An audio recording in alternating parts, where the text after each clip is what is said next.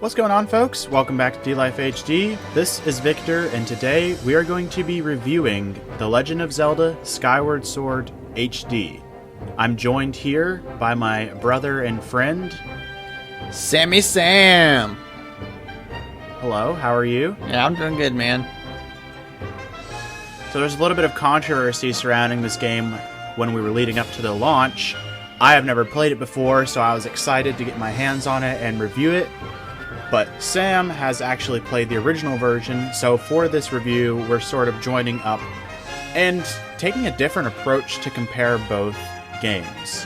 So without any further delay, let's jump right into it. Switch it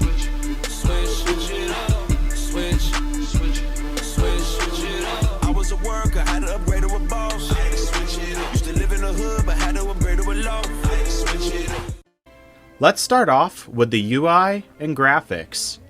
One interesting thing about this port is that the UI is fully based around the Wii's motion controls. They have mapped it to the buttons, which is an option, and the buttons work for a lot of different functions in the game, but we'll get to that later when we touch on the controls. But most of the UI is done with pointer controls. This is something that we saw in the Wii port of Mario Galaxy directly to the Switch. They HDified it. It's very similar where you can point at the screen, you use the gyro, and everything is fully clickable like it would be on a Wii. You just don't have a motion bar. Now, personally, I would have preferred to just see it fully mapped to the buttons, even when using the motion control function of the game, because I think that the UI is a little bit clunky, especially considering that most people are going to be using a normal controller with this game. And so I just don't like the way it feels. It feels outdated. It would have made sense on the Wii, but it being a port to the Switch and being put right next to other Switch games, it feels a little bit janky. Overall, the UI has been mapped to all the different buttons that we have here. When it comes to using the button controls, though, I just wish that would have been the normal go-to function for both methods of play. Now, the graphics in this game are sort of where the controversy starts, because this is an HD version of the game, and the original game had a specific art style that some people may feel is being subtracted here now that it is brought to the HD era. You have any thoughts on that, Sam? Yeah, definitely. I think a lot of the assets do look better up-res to HD. Everything's definitely a lot clearer, and one thing that's for sure cannot be understated is the frame rate, especially when you consider the fact that this is a game heavily based around motion controls, and although I don't think anyone would be experiencing motion sickness like in VR due to the one-to-one controls, it's definitely still more intuitive and fluid to have the 60 frames in conjunction with the motion controls. But as far as the graphics go, there definitely was an art style that was being presented in the original game, that being of a watercolor painting, and it was honestly kind of used to mask some of those jaggies, I guess, some of those not so great looking textures, and they've cleaned up everything to the point where that masking effect is not really required anymore to make the graphics look good, but it does feel like something's been lost. It definitely doesn't look as much watercolor as it used to, and that's just, I guess, the result of the up-res. Yeah, I feel like it almost takes on more of what Breath of the Wild looks like with its new HD graphics that are put onto it. And I'd say I definitely prefer Breath of the Wild's graphics, but what's done here is really interesting. And another thing that I find funny, and I think it plays to the character of the game, is that all the people that you come across in this game have such interesting character models. I think it stands out amongst all the rest of the games. I mean, that's something that we even saw in Breath of the Wild and Wind Waker, but people have giant foreheads and huge noses and stuff, and everybody just looks completely different from each other, and I think that's really interesting and definitely plays to the quirk of this game, definitely. Yeah, but, that presentation I feel like was especially more important back then, considering that there was no voice acting at the time, and so characterization had to be presented in a much different way. But at the time of its release, Nintendo released a pretty famous Zelda book, the Hyrule Historia, alongside Skyward Sword, And it was marketed as sort of a general series overview, but realistically, an entire third of that book was actually just full of Skyward Sword concept art. They were marketing Skyward Sword pretty heavily at the time, and so that book ended up being pretty Skyward Sword focused. Anyway, yeah, but there was a whole third of the book just going over tons of concept art of all the characters. And it's funny, some of them started out looking pretty normal, and just each iteration got even more exaggerated over time. Right. All right, last thing I want to talk about when it comes to the graphics is the fact that this game is pretty linear, so a lot of what you're seeing at any given point is walls surrounding you. But when you do get out into more open sections, like in the woods when you climb up the great tree, you can see off in the distance, or when you're flying through the sky on your loft wing, and the islands that you see far off in the distance, they can look pretty rough around the edges. And it's interesting because for Nintendo, this game is 2 generations behind on their consoles, and I wish maybe there could have been done a little bit more to fix those issues. Perhaps it is an issue of the RAM that's in the Switch. I don't know. But this is something we see in a lot of games, and even Breath of the Wild, it being designed for the Wii U, things that are off in the distance, definitely there can be pop-in or just looking very jaggy. Just it's something that I wish they could have put a little bit more time and effort into, but I don't know. It doesn't super detract from the game, and like I said, it's on rare occasion that you can see things that far away. I was watching a stream last night of Skyward Sword HD, and I noticed that immediately. They were going in the sky, and he was about to land on an island, and like just right before his feet hit the ground, these flowers just like spawned out of the ground as his feet hit the ground of the island. And I was kind of shocked at that. Yeah, I was like, wow, they kind of, I guess, sucked all the power out of the Switch towards trying to get it running smoothly. But yeah, I think even with Breath of the Wild, you notice it less because there's so much going on. But with Skyward Sword, it's kind of a barren wasteland in the sky, and a lot of these areas are kind of just super barren, so anything popping up is like way more noticeable. Yeah, I'm not sure which I would have preferred, the 60 FPS or maybe a little bit more attention to detail when it comes to all the individual assets that have to load in, but I don't know. Or maybe they should have added that as a function in the game. That's something that Nintendo never does, is add like performance versus graphics settings. Some people may have preferred the 30 frames with no pop-in and everything that is off in the distance looking a lot sharper. Well, keep in mind that they kind of had to make it HD since it's in the name. They could have called it The Legend of Zelda Skyward Sword No Pop-In. That wouldn't have sold as well. Probably not. All right, moving right along, let's discuss the controls and gameplay. And oh boy, is there a lot to talk about here, because Skyward Sword is infamous for its motion controls. A lot of games from this era being on the Wii are just chock full of motion controls, sometimes for no reason even. But from what I understand, the director of Wii Sports Resort really wanted Aonuma to put motion controls in the next Zelda game because of the sword fighting function on that game. And it's very similar, but it's interesting because on that Wii Sports game, there's no movement when it comes to being mobile. Like, you're not walking around. All you're controlling is the sword. Whereas in a Zelda game, you're platforming, you're solving puzzles, you're fighting enemies, all while including those motion controls. And with the limited control scheme of the Wii Remote and Nunchuck, it was rather difficult at the time, especially considering you didn't have free control over the camera.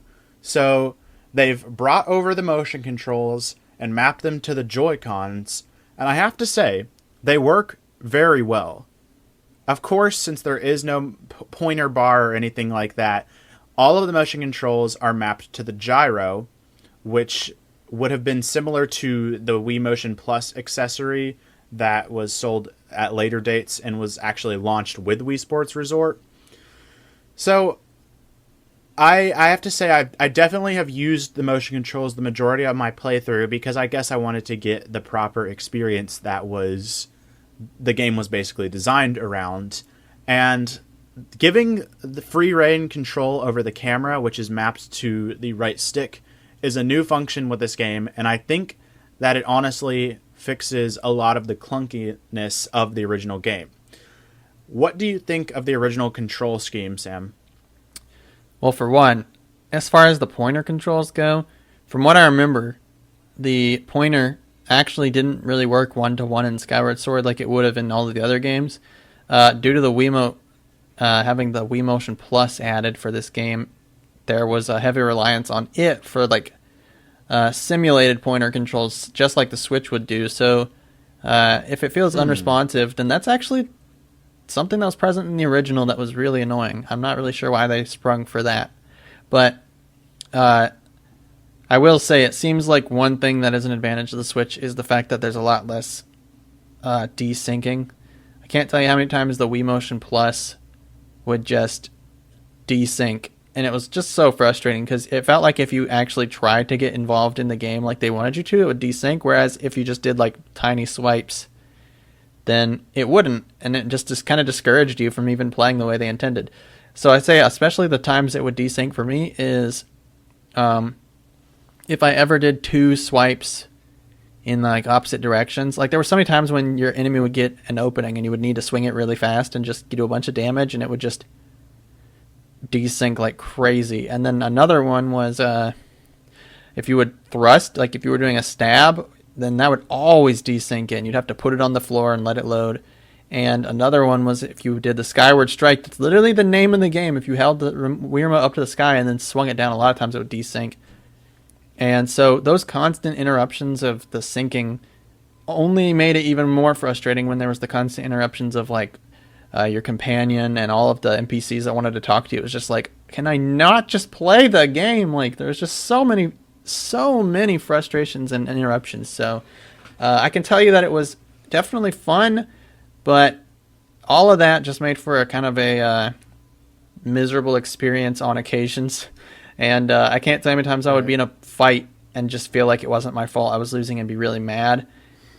And the other thing, the last thing I'll talk about as far as those graphics are, is coming off of Wind Waker and Twilight Princess on GameCube, both having just very traditional control schemes, and not only that, but camera controls. Going back to having no camera just felt like really weird, and I'm sure it feels weird now coming from Breath of the Wild to this. I'm just like, it's one of the only Zeldas with no camera since the N64 games. Right, but now that's back, so honestly, that fixes a lot of the issues. I don't know why they couldn't have included a similar thing in the Mario 64 port onto the Switch, because it's a simple fix and it makes platforming way easier, and I think that it's just a quality of life fix that needs to be in every older game that's ported to the console. One thing when talking to the desync, so that's not really prevalent here, of course. Your Joy-Cons don't do that. They've got great connection, and so I'm never really taken out of a battle at any point. But I will say, the gyro on the Switch actually has like a natural drift. And so when you're running around and you're talking to people and you're not using the sword and you're not using all the items that you get in the game, it will naturally, for me, it moves all the way to the bottom right corner. So anytime that I would bring out the gust of wind, I can't remember what it's called, but it's the item that allows you to blow wind, the pointer would automatically just like shoot in one direction as soon as I pulled it out, because it just automatically did that. And so it sort of did subtract from that. And they have a easy button to remap it to the center of the screen. And again, that's something that was included in Mario Galaxy when they ported that over.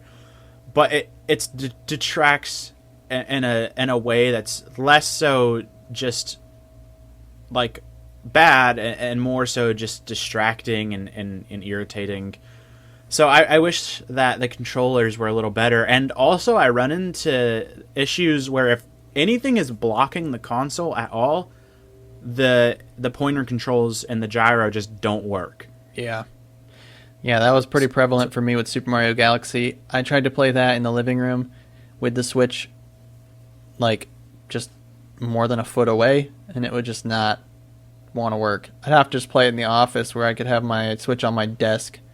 That can definitely be frustrating. Same with Mario Odyssey, actually. Even just the motion controls for that would desync all the time. It was pretty frustrating. Okay, we haven't even talked about the button controls yet, which are an option. I'm going to say right off the bat, I think they are terrible, and nobody should use them. I said that I mainly used gyro during this whole time, the motion controls. The way that the button controls work is they map all the sword movement to the right stick, which means that at any given point, you do not have control over the camera, unless you hold down the L button. Which, if you're coming from any new game that's third person, or even first person, you're not used to holding down a button to move the camera. Like, I'm coming off a Monster Hunter, and like, for example, right now I'm playing the Final Fantasy VII Remake, and I'm not used to holding down the L button to move the camera, and it's terrible. So I'll be running down and with the button controls, and I'll try to move the camera, and then I'll pull my sword out because I didn't hold down the L button, because the years of muscle memory tells me I can move the camera with the right stick. And so even being mapped to the stick doesn't really work that well, because I'm gonna try to explain this best I can. It's sort of hard to put into words, but the way my brain wants to think about swinging the sword is if I move the stick to the right, the sword is going to swing to the right. But it doesn't work that way. You have to wind the stick in the opposite direction you want to swing, and then move the stick all the way across. So it's like if you held your arm up to the left and then swung to the right, rather than starting your hand at the middle and swinging to the right. They want to simulate getting that full swipe in there, but that's just not how my brain works. So what would often happen is an enemy would hold up their sword, and I would go to swing in the right direction to hit them, and then when I'd move the stick back, it would swing in the opposite direction. And I just couldn't get that muscle memory there. It just didn't work. I'm sure I could have gotten used to it after a while, but I didn't have the patience to do it. Now, what's sad is that a lot of what's mapped to the motion controls, like flying and using the little beetle to retrieve items, is mapped to the stick in the button controls, and it works really well. And I would much prefer that rather than using the controller for motion controls for flying and stuff. So I think what would have been better is if they mapped switching between both playstyles to a button, which they easily could have done, rather than burying it in a menu to where I have to go dig through the menu to change it back and forth if I want to do that. And I'm not going to do that every time I want to use an item that works better on the button controls, or every time I'm flying, because it's just not convenient.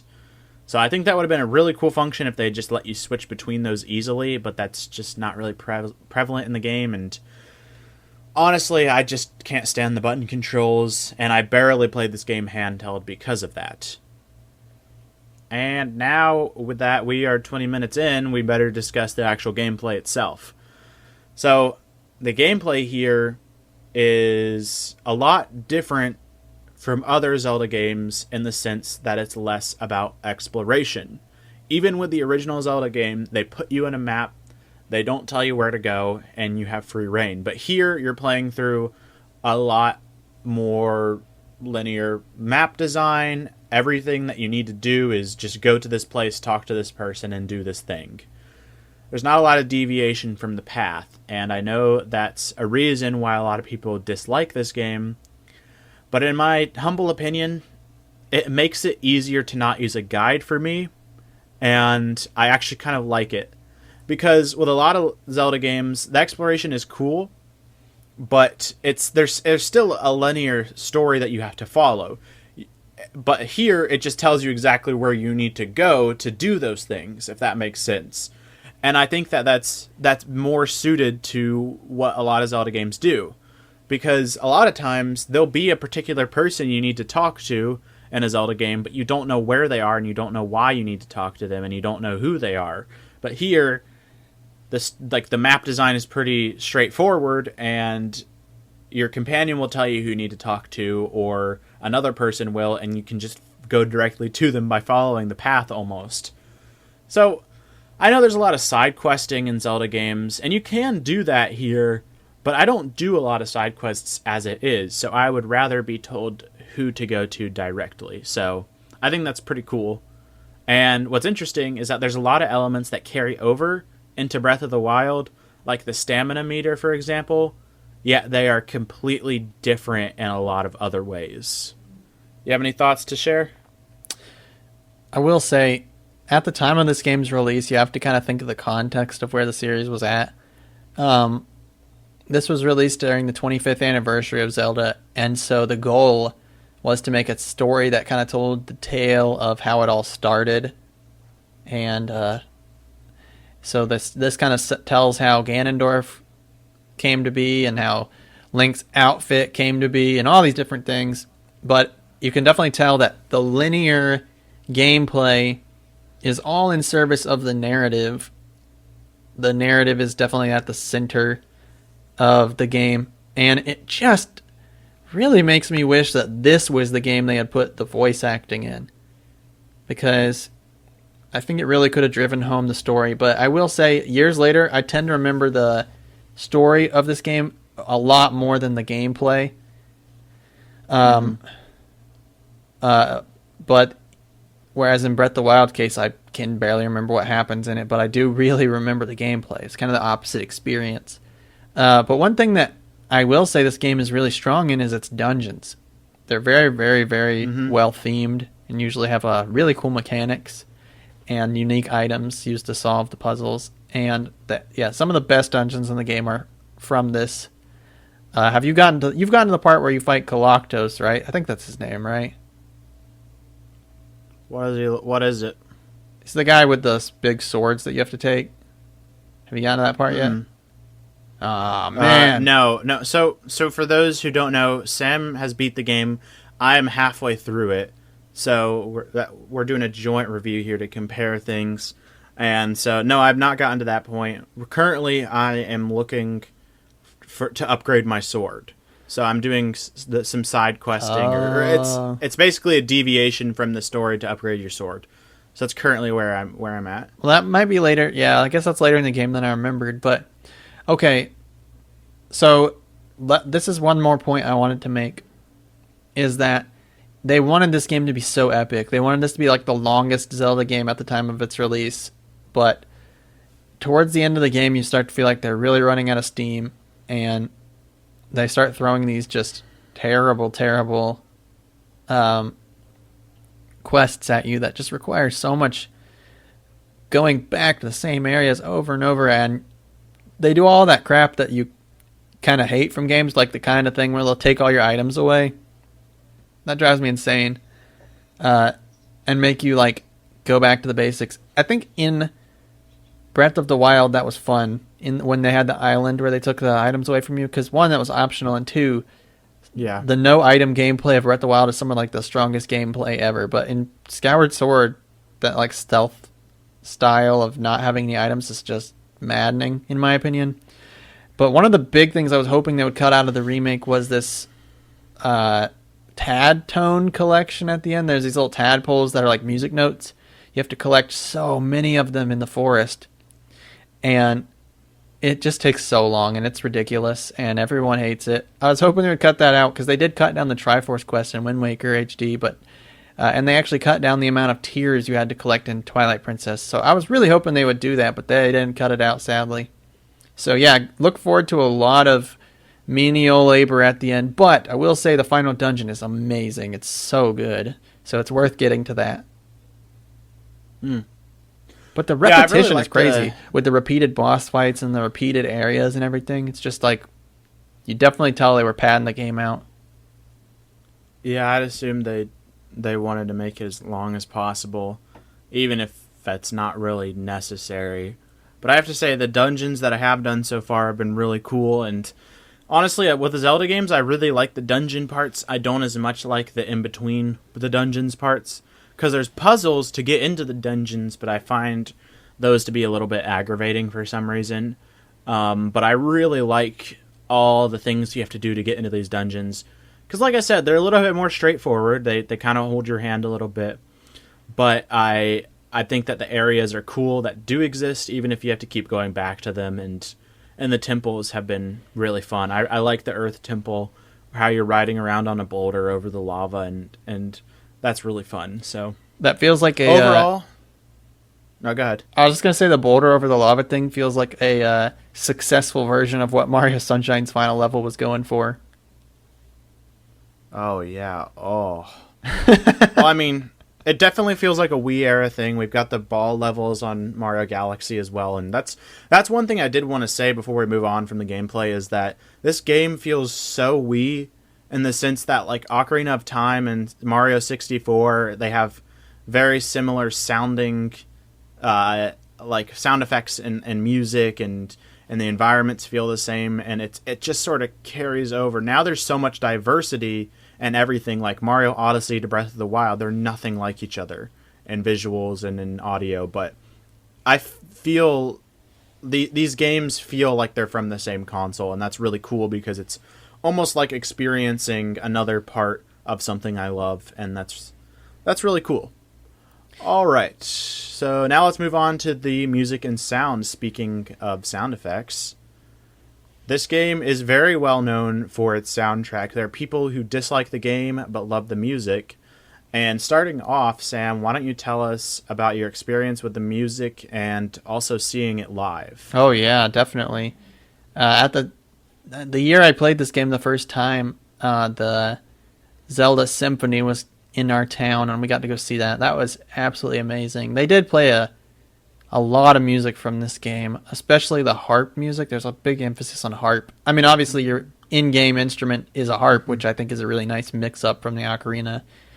But yeah, that was absolutely beautiful. And this was the first Zelda game to feature a orchestrated soundtrack. One thing everyone was very hopeful for with Twilight Princess was that they would finally have an orchestrated soundtrack, but it wasn't. So, and the reason that everyone was hopeful for that is because they had some orchestrated music created for a trailer for Twilight Princess, which made everyone think the full game was going to be orchestrated. Led to some kind of misinformation and some anger at the time, from what I've read about. At least I was not old enough to really remember that, but... Anyway, with this game, yeah, they did it. They finally did that, the full orchestrated soundtrack, and seeing it live was just amazing. It was like just as sounded just like the game, because it was. Mm-hmm. Well, I don't have a lot of memories of the content of this game, and I definitely never played it from when you were playing through it, but I definitely remember all the soundtrack. It's kind of crazy how that because I would hear it from upstairs to downstairs, or while I was walking by while you were playing it, and so it sticks out in my memory. And some songs that are in my brain I didn't even know were from this game, which is kind of interesting. One that stands out is the lava area. That song is for some reason forever ingrained in my memory. Yeah, I was gonna say I love that song, and I actually use it quite a bit when I'm editing videos or whatever. I've put that in the background. I love it. And as far as sound goes, a lot of the classic Link sounds are in this game when he's swinging his sword around, and a couple of the item sound effects were actually carried over into Breath of the Wild, which is really cool. It adds some consistency to the games, even though Breath of the Wild and Skyward Sword are basically complete opposites of each other. But I don't know, it's charming, and all of the characters, like Groose, they all make funny noises, even though there's no voice acting, and it definitely adds to the style. But overall, I think it would have been cool to see the voice acting here. Like you said, there's a lot more story in this game, and it would have been nice to see the voice acting in this one, because they did put it in Breath of the Wild, which was the next game. But I mean, what is there of the story is still great, even though there's no voice acting. And so let's move right along into the story. Why don't you give us the setup? Actually, just a transition from music to story. I will say I had a revelation as a kid. This was just before I had the internet or anything, we discovered the ability to play music backwards on the 3DS, and I remember I had recently recorded some music from the game to listen to on the go and whatever, because, no YouTube. So I decided to randomly play the theme of the game, the Ballad of the Goddess is what it's called. I decided to play that backwards randomly and discovered it was Zelda's Lullaby backwards, and I remember that blowing my mind. And I think the fact that I discovered that on my own without anyone telling me on the internet just made it even more of a revelation. And it's kind of a spoiler a little bit, because not long into the game you come to realize, I don't know, this is a spoiler and I think you're already at this part, but you come to realize Zelda is realizing that she is like a reincarnation of the goddess, so she has to go awaken, basically. And so like that's kind of what it's all about, is like the Zelda's Lullaby throughout the series, they're like telling you how it all points back to this, like Zelda's awakening into the goddess. So I think that was just such a cool nod, and it does sound really cool for a backwards song. And it looks like Nintendo might be pulling that trick again with Breath of the Wild 2, actually, because yeah, there's a lot of backwards and forwards stuff going on anyways. In the trailer for the second game for Breath of the Wild 2, or whatever it's going to be called, there's that one part that sounds like backward stuff. People started playing that forwards. It sounds exactly like the music that plays when Impa is showing you the tapestry and telling you about the old hero, and Link appears to be wearing the exact same outfit as that guy with the long flowing back hair. So a lot of people are thinking this is going to tie into that and be a time travel game. But yeah, that's totally getting off topic, but that is just a really, really cool thing. So you gotta listen out. They're always dropping hints. But the reason I say that transition into the story is because the whole thing is that this game is the beginning of Hyrule's story. Hyrule doesn't exist yet. It's just a land that no one lives in. Everyone lives in the sky because there's monsters on the ground. And so the whole setup is that Zelda gets pulled down to the surface from the sky, the island in the sky they live in, and Link goes to save her, and they both kind of discover their destiny. Zelda discovers her destiny as the holder of the Triforce of Wisdom. Link discovers his destiny as the hero of time and the bearer of the Triforce of Courage. And then the bad guy, Demise, who keeps coming back, is basically just the ultimate evil that keeps getting reincarnated as the various villains throughout Zelda. So he is like the bearer of the Triforce of Power. So it really sets up the entire series, and it's kind of cool because Breath of the Wild kind of did away with the Triforce and all of that typical shenanigans. I mean, it did have it in it, but it was not like you didn't have to go collect it or anything like you do in all the other games. So it was really cool, I think, to have that whole set up for all of the series staples, pretty much.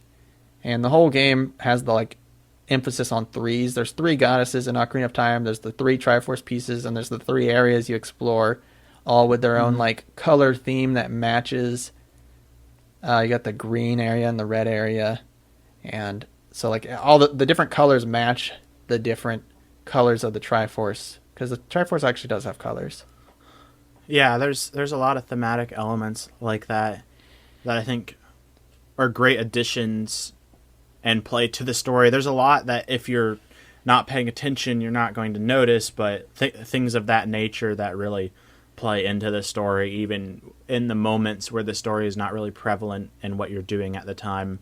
But I guess towards the beginning of the game, you're more so chasing after Zelda, and I was afraid when I started it that it was just going to be, oh, Zelda moved to the next area, go to the next dungeon. Oh, Zelda moved to the next area. But no, that's not what happens at all.